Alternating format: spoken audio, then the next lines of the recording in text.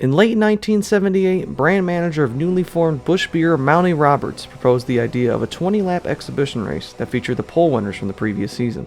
The race would pay $150,000 across the entire field, equal to over $570,000 in today's standards. This made the event the richest event per mile in stock car racing history up to that point. And CBS agreed to broadcast not only that year's Daytona 500, but also put on tape delay what would be the First Busch Clash.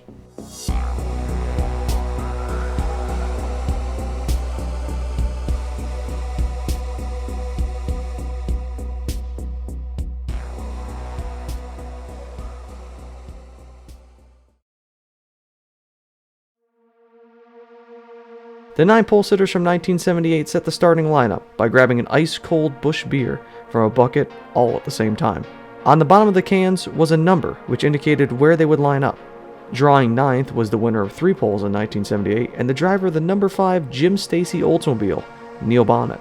8th is David Pearson, who in 22 races last year won 7 poles. 7th is the reigning champion for the last 3 consecutive seasons and the driver of the Junior Johnson number 11 car, Cale Yarborough. 6th is the winner of a staggering 5 poles in 1978, the 54 car of Lenny Pond. Pond in his career never won a pole before 1978, and he would never win a pole again afterwards either, making those 5 poles the only ones of his career.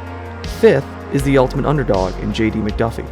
McDuffie in 1978 won a singular pole at Dover, which like Lenny Pond would be his only pole he would win in his entire career, and that got him in this race. 4th is Bobby Allison in the 15 car for Bud Moore. And 3rd is the favorite for not only this race, but for the Daytona 500 tomorrow as well, Buddy Baker. 2nd is the young hotshot Darrell Waltrip, and on the pole, drawing lucky beer can number 1, is Benny Parsons. 20 laps around the 2.5-mile superspeedway, where caution laps will not count.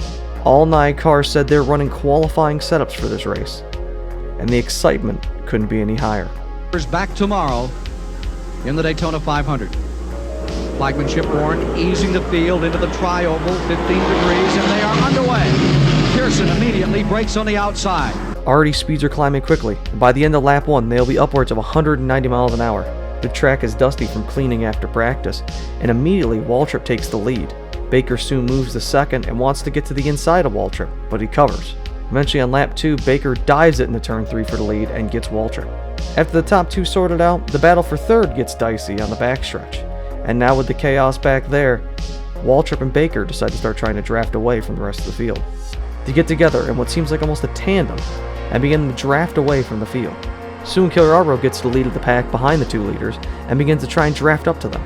Then Pearson and Allison in 3rd and 4th partner up to start drafting in their own tandem. By lap 7 they are averaging over 190 miles an hour and set a lap speed of 197.802 in race condition.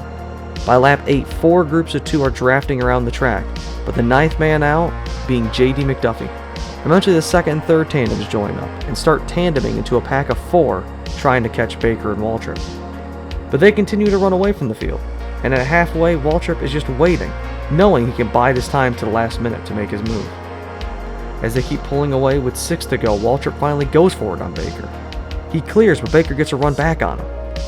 Neck and neck for the lead, the 2 drivers are going for it until... Here comes the Budweiser Spider. 600 fuel-injected horses created to run out front, to lead the way, like Budweiser itself. On the Can-Am road racing circuit, on tracks all over North America, the roar and the red blur of the Spider say it loud and clear. When you say Budweiser, you've said it all. After an NBC-like commercial break, Baker finally gets him into 3. 3rd through 6th have given up on trying to catch the leaders and have begun their own race amongst one another. Waltrip again applies pressure with 4 to go, and Baker nearly slaps the wall coming to 3 to go. Waltrip starts to get another run, and then...